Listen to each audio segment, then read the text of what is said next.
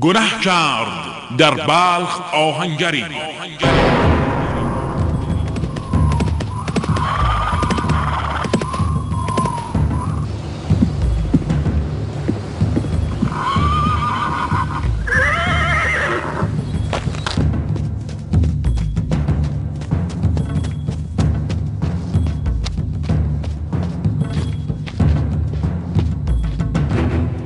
قربان یه آهنگری تو شهر بلخ گناه کرد. عجب. به جون مادرم. در موردش بیشتر توضیح بده ببینم چی میگی. قربان این آلودگی صوتی ایجاد کرده. یعنی بر اثر اصابت چکش به آهن صدایی تولید کرده که محدوده فرکانسی این صداها بیش از 20 کیلوهرتز. قربان عجب. بیش از 20 کیلوهرتز تو این گرونی. عجب. عجب.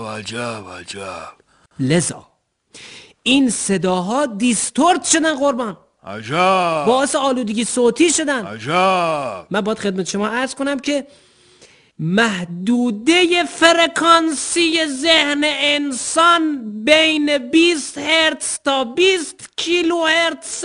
اطلاع رسیده که یه آهنگری در بلخ آلودگی صوتی ایجاد کرده. این حکمش چیه؟ بابا ایشون 3 تا خلاف کرده.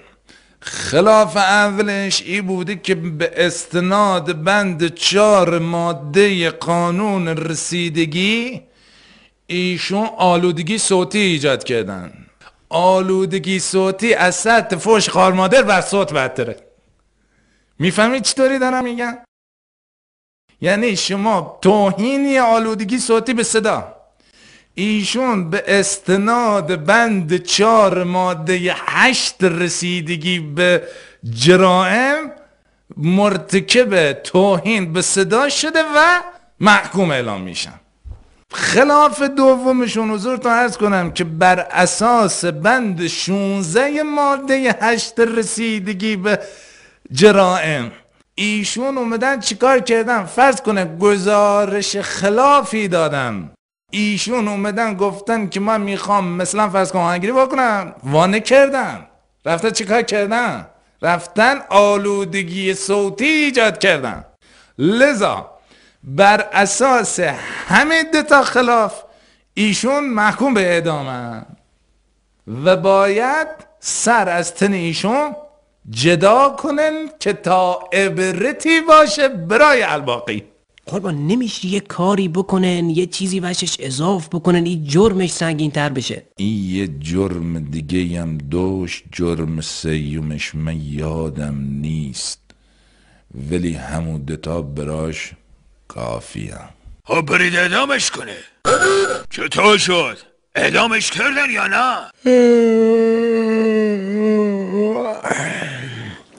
بابا ول کنن قربان.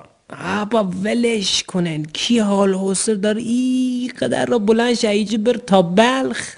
ولش کنن. به جاش میگیریم میخوابیم. ولش کنه. راست میگه. کی حال داره؟ ولش کنه.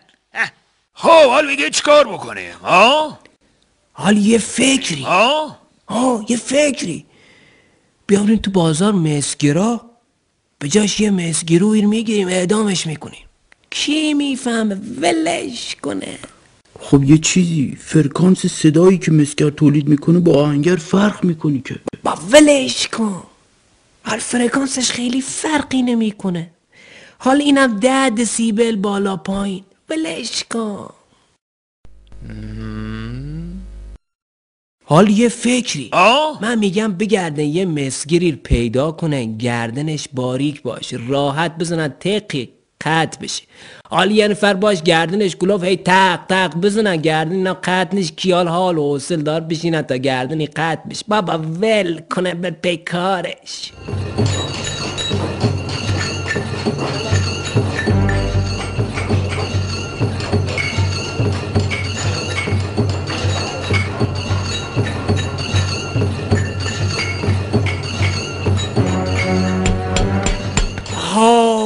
این خوبه.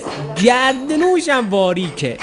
آقای مسکر، مسگر نظر به استناد گزارش فرکانس محترم صدا مبنی بر توهین و اهانت به ایشان و همچنین گزارش خلاف موضوع مورخ 11/2386 بنابراین به استناد بند 4 و 16 ماده 8 قانون رسیدگی به اعدام محکوم می شوید.